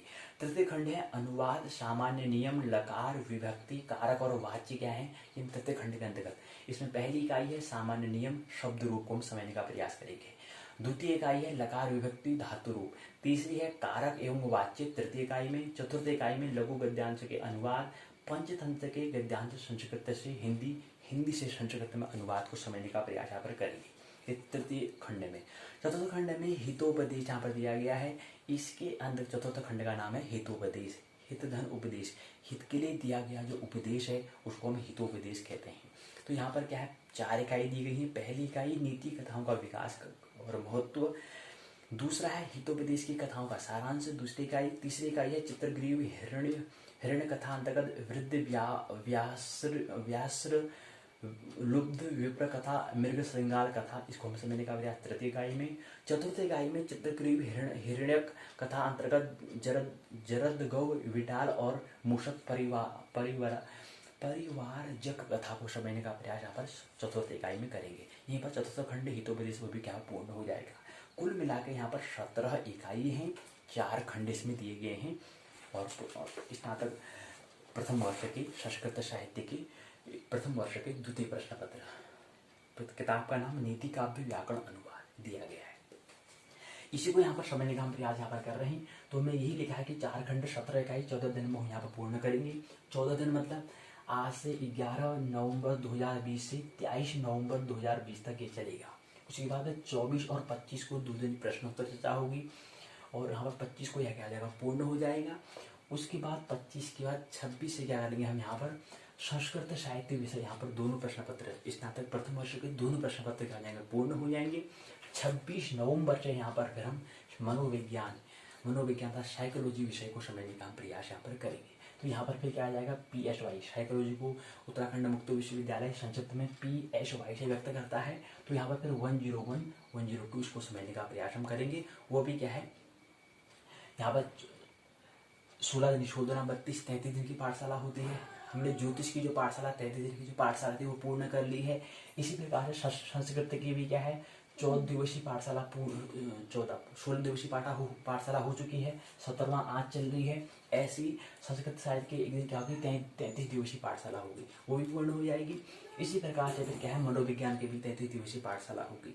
तो ऐसी 33 मिलाकर जाता है 99 दिवस। एक दिन क्या होगा, महोत्सव कार्यक्रम होगा। तो 100 दिवसीय क्या है, स्नातक प्रथम वर्ष का जो हमारा जो विषयों पर जो चर्चा हम कर रहे हैं और 100 दिवसीय यहाँ पर चर्चा हो, पाठशाला हो जाती है। तो 100 दिवस में क्या करेंगे, हमने स्नातक उत्तराखंड मुक्त विश्वविद्यालय के स्नातक प्रथम वर्ष में हमने 100 दिवसीय पाठशाला में जो उत्तराखंड द्वारा जो पाठ्यक्रम जो निर्धारित था उसको समझने का प्रयास हमने 100 दिवसीय पाठशाला में करा। 100 दिवसीय पाठशाला में उसको समझने का प्रयास, चाहे वो विस्तार से करा या संक्षिप्त में करा, वो अलग बात है। कुछ संकेत हमने लेने का प्रयास संक्षिप्त में करा 100 दिन में। तो यही क्रम से यहाँ पर क्या हो जाएगा, फिर 26 से यहाँ पर मनोविज्ञान हो जाएगा। तो आगे वाली पाठशाला थोड़ा संकेत दे रहे हैं ताकि हम तैयार रहें। तो आइए आज की पाठशाला में तो 11 से 23 24 बच्चे क्या है, 2 दिन प्रश्नोत्तर चर्चा होगी, फिर संस्कृत साहित्य पूर्ण हो जाएगा, फिर मनोविज्ञान आ जाएगा। प्रथम खंड क्या है, नीति शतकम है। 4 खंड इसमें दिए गए हैं। प्रथम खंड है नीति शतकम, द्वितीय खंड है लोक सिद्धांत कौमुदी संज्ञा एवं संधि प्रकरण, तीसरा खंड है अनुवाद सामान्य नियम लकार व्यक्ति कारक वाच्य, चौथा इकाई है हितोपदेश। इसके अंदर 17 इकाई है। 17 इकाई में आज की पाठशाला में पहली इकाई को समझने का प्रयास करते हैं। प्रथम इकाई है संस्कृत नीति साहित्य परिचय। इसके अंतर्गत नीति का अर्थ क्या होता है, संस्कृत साहित्य में नीतियाँ क्या है, इसको समझने का प्रयास। इसके अंतर्गत हम शुक्र नीति, शुक्राचार्य द्वारा दी गई नीति, उसको समझने का प्रयास। चाणक्य के द्वारा दी गई नीति, उसको समझने का प्रयास। विदुर के द्वारा दी गई नीति, उसको समझने का प्रयास। भर्तृहरि के द्वारा नीति का जो उपदेश दिया है उनके तत्व को समझने का प्रयास। पंच तत्व में नीति क्या है उसको समझने का प्रयास। हितोपदेश में नीति क्या है उसको समझने का प्रयास। हम यहाँ पर 6 बातों को समझने का प्रयास हम संस्कृत नीति साहित्य से परिचय होने की जो प्रथम दिवस है आज, नीति काव्य व्याकरण अनुवाद की जो पहली प्रथम इकाई जो है संस्कृत नीति साहित्य से परिचय होने के अंतर्गत हम 6 बातों को समझने का प्रयास करेंगे। 6 तथ्यों को 6 चरणों में समझने का प्रयास हम करेंगे। संस्कृत नीति साहित्य परिचय को 6 चरणों में समझने का प्रयास करेंगे। शुक्र नीति, चाणक्य नीति, विदुर नीति, भर्तृहरि की नीति, पंचतंत्र में नीति, हितोपदेश में नीति, ये हम समझने का प्रयास। आप नीति तो कह रहे हैं कि नीति होती क्या है। नीति नी धातु है, इसमें एक तिन प्रत्यय लगा हुआ है। एक तिन प्रत्यय है, आपने नाम सुना, एक उपसर्ग होता है, एक प्रत्यय होता है। जैसे यहाँ पर क्या है, ये प्रत्यय है ना कि उपसर्ग। आपने नाम सुना होगा प्रकृति, हमने यहाँ पर एक शब्द लिखा है प्रकृति। तो यहाँ पर प्रकृति क्या है, कृति मतलब होता है कि एक उनकी कृत होना, तो मतलब क्या है, एक घटना हो के बारे में बता रहे हैं। लेकिन इसके आगे क्या लगा है, प्रकृति। तो ये जो आगे जो लगता है उसको हम क्या कहते हैं, उपसर्ग कहते हैं। जो पीछे लगता है उसको हम प्रत्यय कहते हैं। तो यहाँ पर प्रकृति, कृति के आगे यहाँ पर प्र लगा है, तो ये प्र क्या है, उपसर्ग है। और यहाँ पर ऐसे इक्तन जो लगा है ये क्या है, प्रत्यय है। यानी कि जो पीछे लगेगा, शब्द के जो पीछे लगता है उसको हम कहते हैं प्रत्यय, और जो शब्द के पहले लगता है उसको हम कहते हैं उपसर्ग। तो इसलिए यहाँ पर जो प्र शब्द है वो कृति के आगे प्र लगा है, इसलिए हम उसको उपसर्ग कहेंगे। लेकिन यहाँ पर नीति के पीछे यहाँ पर इक्तन प्रत्यय क्या है, नी धातु के पीछे लगा है, इसलिए हम उसको प्रत्यय कहेंगे ना कि उपसर्ग। तो ये ख्याल है ना, उपसर्ग और प्रत्यय में यही अंतर होता है। उपसर्ग क्या होगा, शब्द के आगे से लगेगा, शब्द से आगे मतलब बाएं हाथ को लगेगा, और दाएं हाथ को क्या लगेगा, प्रत्यय लगता है। ये हमें ख्याल रखना चाहिए।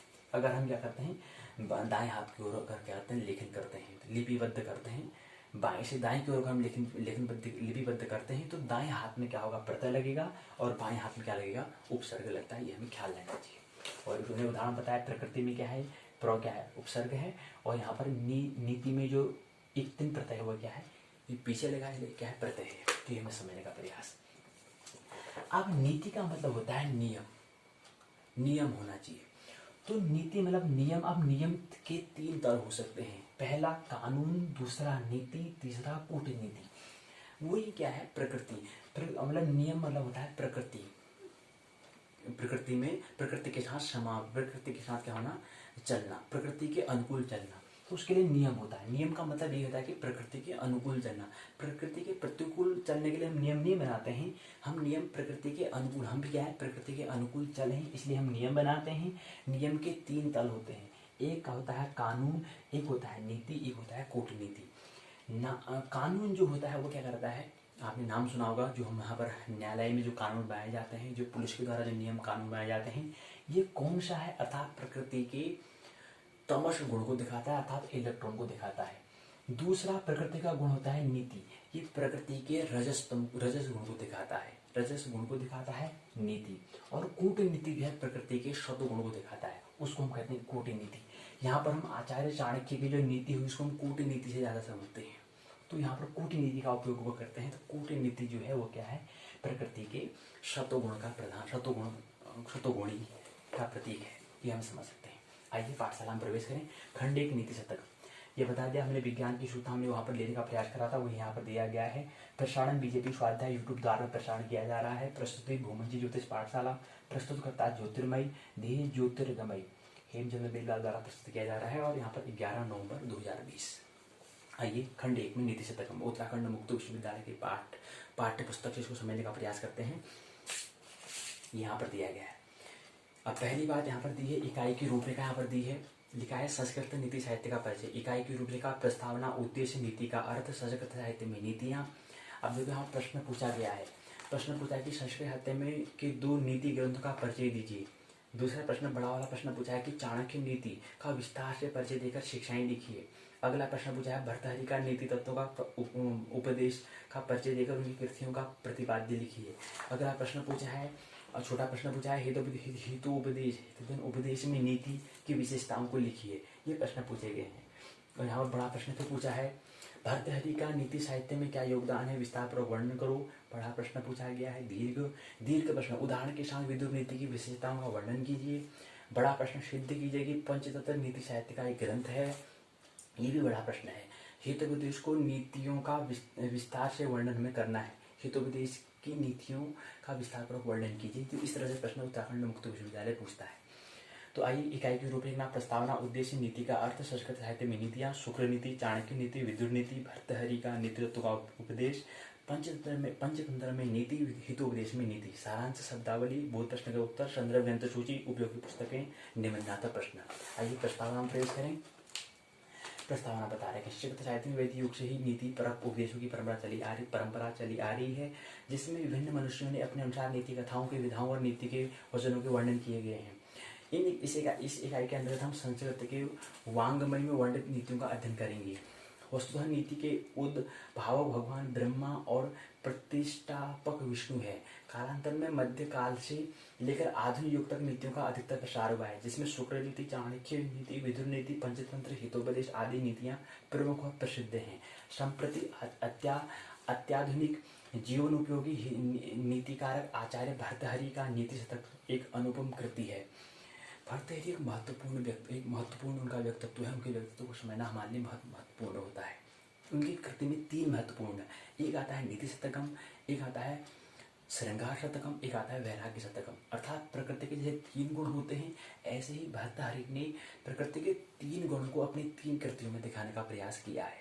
पहले में नीति, दूसरे में श्रृंगार, भोगने के बारे में बताते हैं, और उसका तीसरा होता है वैराग्य, कैसे संसार से वैराग्य लेना, उसके बारे में 3 कृतियों में प्रकृति के 3 गुणों को बताया गया।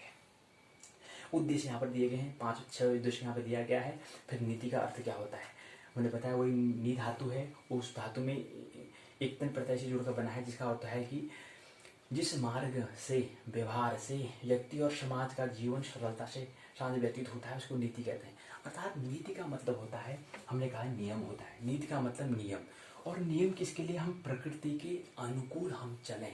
प्रकृति के अनुकूल हमारा क्या हो, हमारा आचरण होना चाहिए, हमारा अंतस होना चाहिए। प्रकृति के विपरीत हमारा, प्रतिकूल हमें नहीं होना है। तो प्रकृति के हमें अनुकूल चलने के लिए हमें कुछ नियम हमारे होने चाहिए, या उसी नियम को हम कानून कहते हैं, उसी नियम को हम नीति कहते हैं, उसी नियम को कूटनीति कहते हैं।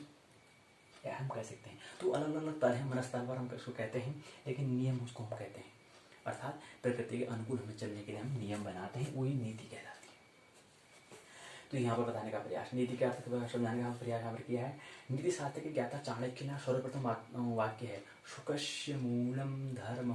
शुक का मूल क्या आधार है धर्म, इसलिए सबसे उत्तम नीति धर्माचरण है। क्योंकि संसार का प्रत्येक प्राणी क्या है, प्राणी सदैव सुख की आकांक्षा रखता है। नीति का सारा भी केवल उसके लिए सुख ही देता है। राजनीति और धर्म नीति, दो नीति आपने नाम सुनी होगी। ऐसी हम कानून को हम राजनीति कह सकते हैं, इसको धर्म नीति कह सकते हैं। कूटनीति को हम क्या कर सकते हैं, अध्यात्म नीति भी कह सकते हैं। कूटनीति क्या है, किसे कहते हैं? कूटनीति मतलब होता है कि किसी अपना नियम अपने द्वारा निर्धारित किया गया नियम, जिससे क्या हो, दूसरे के द्वारा जो किए गए जो कार्य होते हैं उससे मेरे आनंद, मेरे स्वभाव में कोई विघ्न बाधा न बने, तो ऐसे नियम को हम कूटनीति कहते हैं। चाणक्य इसमें बड़े प्रवीण हैं, कूटनीति का भरपूर उपयोग करते हैं। समझेंगे अभी प्रश्न की उसको। यहाँ पर शुक्र नीति हुई, सरलकृत साहित्य में नीतियों के बारे में बताया गया है पूरा। इसी क्रम में शुक्र नीति यहाँ पर इनके बारे में बताया गया है।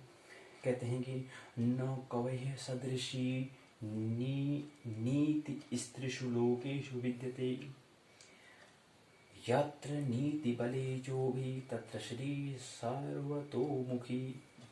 ऐसा शुक्राचार्य बताते हैं। शुक्र नीति की शिक्षाओं का उदाहरण सहित विस्तार से वर्णन कीजिए। छोटा प्रश्न और बड़ा दोनों प्रश्न पूछा गया है।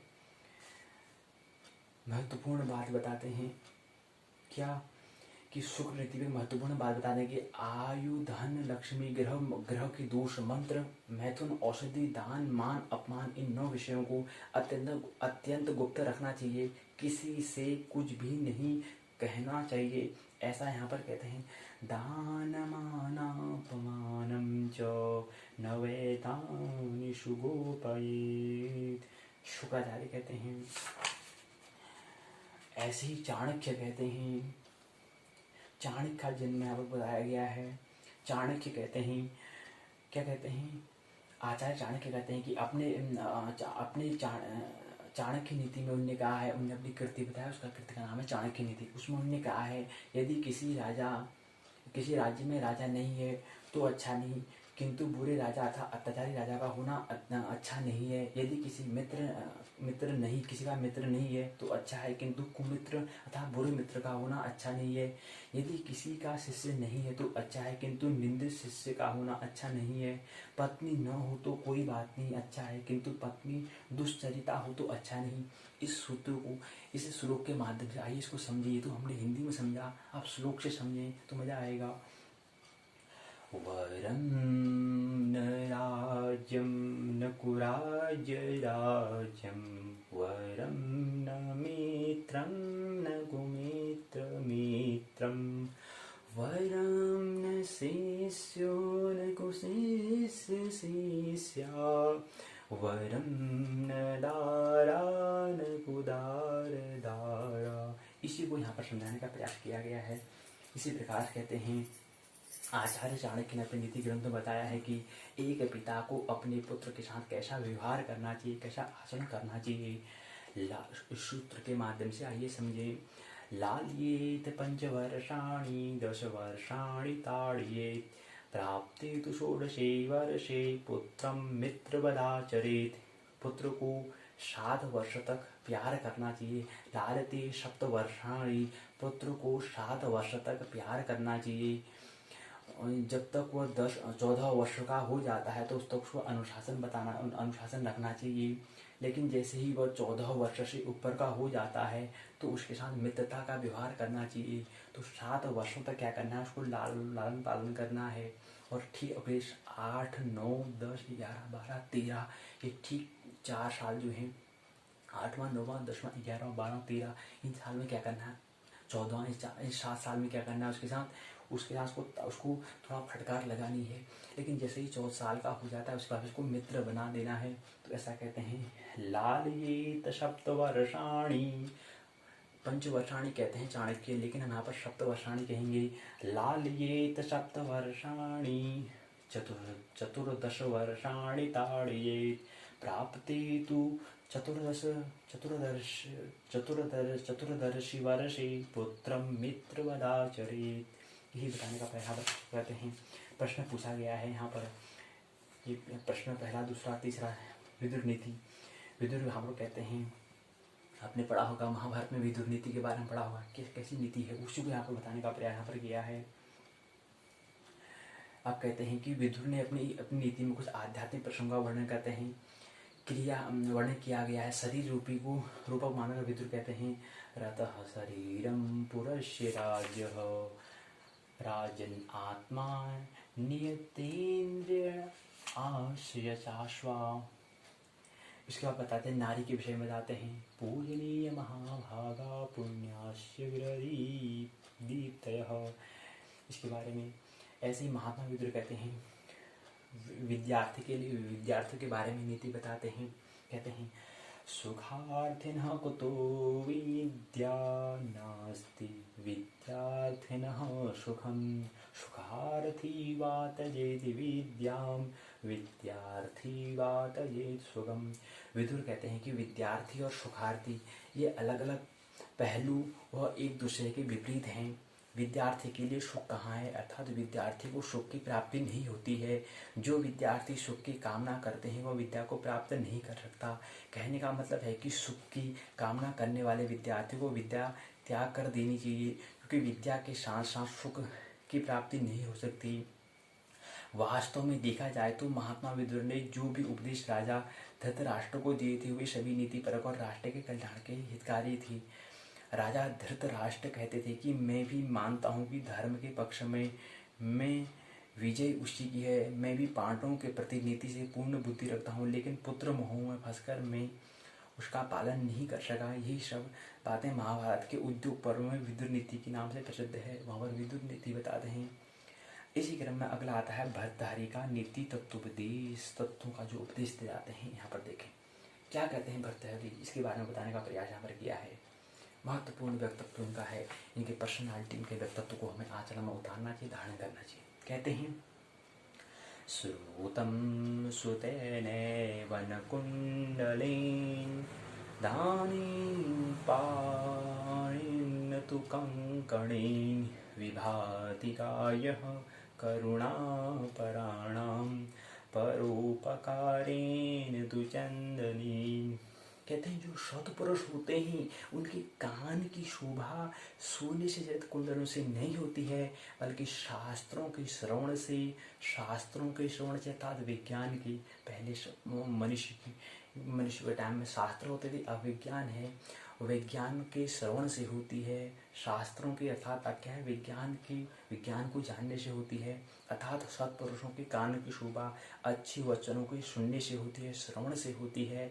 हाथ दान देने से शोभित होता है, रत्न को जड़ देने से नहीं होता है, रत्न जड़ित कंकन पहनने से नहीं, अर्थात हाथ की शोभा दान देने से होती है। शरीर की शोभा परोपकार, पर मतलब दूसरों के लिए उपकार करना, दूसरों के लिए अपना बलिदान देना, वही परोपकार करना। परोपकार करने से चंदन से नहीं होती है, बल्कि परोपकार से होती है। शरीर की शोभा चंदन लेने से, मेकअप करने से नहीं होती है। ये क्या है, यहाँ पर भर्तृहरि ऐसा बताते हैं। इसी क्रम में भर्तृहरि बहुत महत्वपूर्ण श्लोक बताते हैं। विद्या के विषय में कहते हैं विद्या नाम नरस्य रूपमधिकं प्रच्छन्नं गुप्तं धनं विद्या भोगकरी यशः सुखकरी विद्या गुरूणां गुरुः विद्या बन्धुजनो विदेशगमने विद्या परा देवता विद्या राजसु पूज्यते नहि धनं विद्या विहीनः पशु। भर्तृहरि कहते हैं विद्या ही मनुष्य का सर्वश्रेष्ठ गुण है, विद्या ही छिपा हुआ गुप्त धन है, विद्या भोगों को देने वाली, यश और सुख को देने वाली, विद्या ही गुरुओं की भी गुरु है। विदेश में रहने वालों की भी विद्या बंधु के समान सहायता करती है। विद्या ही इष्ट के तुल्य है। राजाओं के द्वारा विद्या की सदा पूजा की जाती है, पूजी जाती है, धन की नहीं। जो मनुष्य विद्या से रहित है वह पशु तुल्य है, अर्थात वह पशु कोटि में रहने योग्य है। विद्या क्यों कह रहे हैं? क्योंकि हमें क्या है, मनुष्य शरीर रूप मिलने के बाद हमें मन की चिकित्सा करना है। मन की चिकित्सा करने का एक ही साधन है, वह है शिक्षा, वह है विद्या का ग्रहण करना। इसलिए यहाँ पर भर्तृहरि का ही भर्तृहरि ने नीति कहा, और नीति का मतलब होता है नियम, और नियम अर्थात प्रकृति के अनुकूल हमें चलना है। प्रकृति के अनुकूल चलने के लिए हमें जो भर्तृहरि जो नीति बता रहे हैं अथवा जो नियम बता रहे हैं, उस नियम का हमें पालन करना होगा, तो हम प्रकृति के स्वतः ही अनुकूल चलने लग जाएंगे। इस नियम का अगर हम समझ लेंगे, धारण कर लेंगे, शक्ति को समझ लेंगे, तो क्या कहते हैं, विद्या नाम नरस्य रूपमधिकम प्रच्छन्नम गुप्तम धनम।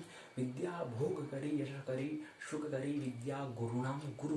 गुरु का भी गुरु क्या है? विद्या। विद्या बंधु जनो विदेश गमने, विद्या परा देवता, विद्या राजसु पूजते नहीं धनम, विद्या विहीन पशु। विद्या से रहित, अब उसके बाद विद्या ही नहीं है, अर्थात प्रकृति को समझने के लिए, प्रकृति के अनुकूल चलने के लिए हमें कुछ नियम ही नहीं है, जिसका वो पशु तुल्य है, बिना शील बिना पूछ के क्या है, पशु है। इसलिए यहाँ पर भर्तृहरि नीति बताते हैं। इसी क्रम में बताते हैं एक और श्लोक भर्तृहरि बताते हैं।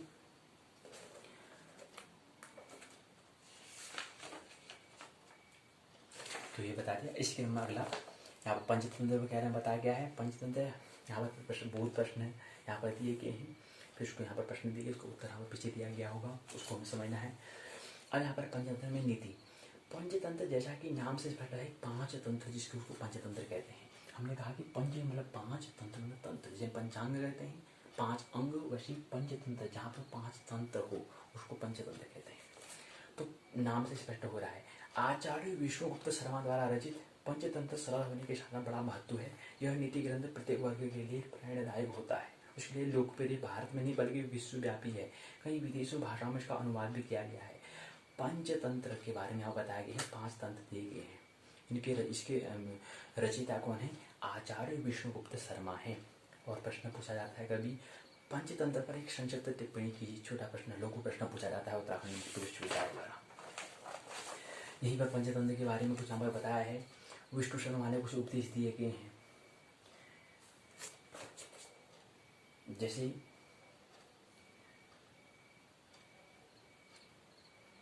यहाँ पर कुछ 5-6 श्लोक विष्णु शर्मा दिए गए हैं, 5 तंत्र में बताए गए हैं।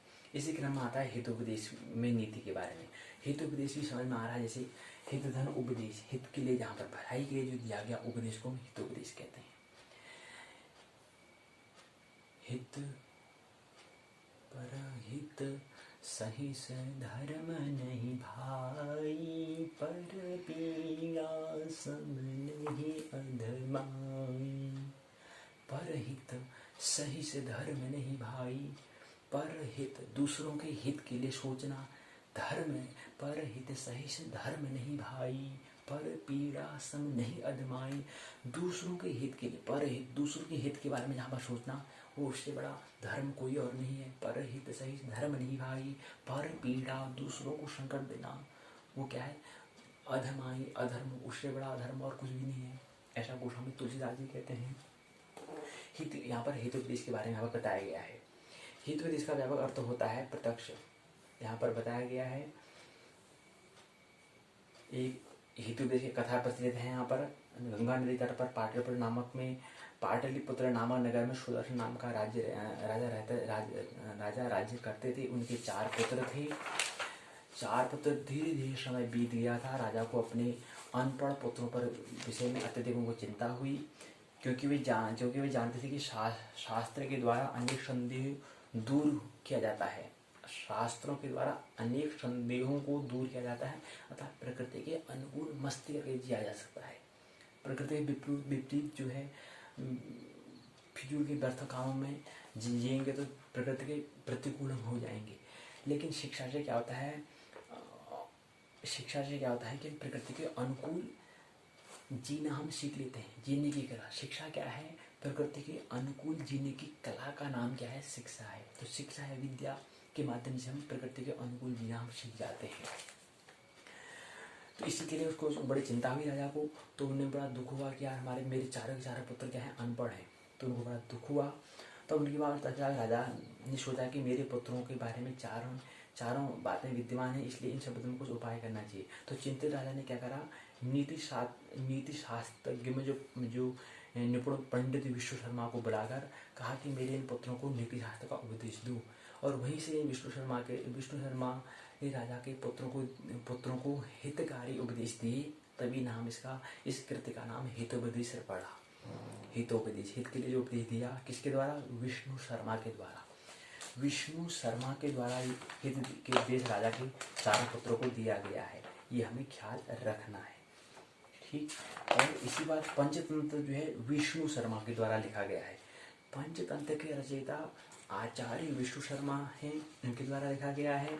और जबकि हितोपदेश जो है किसके द्वारा दिया गया है, पंडित विष्णु शर्मा।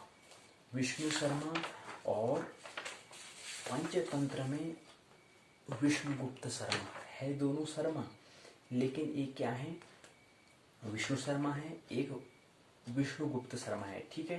तो इनके द्वारा दिया गया है, हितकारी उपदेश दिया गया है। सर्वजन हिताय पंचतंत्र का अन्य नीति ग्रंथों का आधार भी पंडित श्री नारायण शर्मा ने हितोपदेश नामक ग्रंथ की रचना की है। तो नारायण शर्मा ने हितोपदेश नामक ग्रंथ की रचना की है। विष्णु शर्मा ने केवल उनको क्या दिया है, उनको नीति उपदेश दिया है। लेकिन पंडित नारायण शर्मा ने क्या करा है, इस हितोपदेश नामक ग्रंथ की रचना की है। तो ख्याल रहे, जो हम कह रहे हैं हितोपदेश नामक ग्रंथ की रचना नारायण शर्मा ने की है, जबकि उपदेश किसने दिया था, उसमें विष्णु शर्मा ने दिया था। तो विष्णु नारायण शर्मा का जो दिया गया उपदेश है, उसको लिपिबद्ध किसने किया, उसकी रचना किसने की, नारायण शर्मा ने की। ये ख्याल हमें रहना चाहिए। तो ये बताने का हम प्रयास यहाँ पर किया गया है। और फिर सारांश बातें हमें दी गई है, बहुत प्रश्न दिए गए हैं, शब्दावली यहाँ पर दी गई है, बहुत प्रश्न के उत्तर यहाँ पर दिए हैं, संदर्भ ग्रंथ सूची यहाँ पर दी गई है, उपयोगी सामग्री उपयोगी पुस्तकें यहाँ पर दी गई हैं, जहाँ से इसको और भी आप विस्तार से अच्छी पूर्वक को समझ सकते हैं। निबंधात्मक प्रश्न 2 प्रश्न पूछे हैं। पंचतंत्र के अंतर्गत नीति का सार लिखिए, हितोपदेश की नीति को विस्तार पूर्वक समझाइए। तो यहीं पर क्या है, ये पहली इकाई जो है 17वीं पाठशाला में संस्कृत साहित्य की संस्कृत उत्तराखंड मुक्त विश्वविद्यालय के स्नातक प्रथम वर्ष के द्वितीय प्रश्न पत्र नीति, जिसका नाम है नीति काव्य, की पुस्तक का नाम है नीति काव्य व्याकरण अनुवाद। 4 खंड के अंदर पहला खंड चल रहा है हमारा नीति शतकम। नीति शतकम के अंतर्गत पूरी किताब में 17 इकाइयाँ हैं। 17 इकाई में जो पहली इकाई है संस्कृत नीति साहित्य परिचय, उसको हमने समझने का प्रयास किया और यहीं पर क्या है, पहली इकाई पूर्ण हुई। मानना नहीं है, जानना है, आनंद महोत्सवपूर्वक जीवन जीना है। नीति का मतलब होता है नियम, ऐसा नियम जो प्रकृति के हमें अनुकूल बनाए, ऐसा नियम को हम नीति कहते हैं, ताकि हम प्रकृति के प्रतिकूल न जिए, प्रकृति के अनुकूल जिए। और प्रकृति के अनुकूल जिएंगे तो हम आनंद महोत्सवपूर्वक एक अभिनय हम कर पाएंगे, एक अभिनेता हम बन पाएंगे, अभिनेत्री हम बन पाएंगे, उससे पहले नहीं। तो हमें एक नियम, कुछ ख्याल हमें बनाना होते हैं, कुछ नियम हम बनाने होते हैं, ऐसा नियम जो प्रकृति के अनुकूल हमारे लिए हो, इसलिए कुछ नियम हमारे होने चाहिए। मानना नहीं है, आनंद महोत्सवपूर्वक जीवन जीना है। मेरी बातों को शांतिपूर्वक सुना, बहुत बहुत अनुग्रह। अंत में सत्य भीतर बैठे परमात्मा को प्रणाम करता हूँ, मेरा प्रणाम स्वीकार है।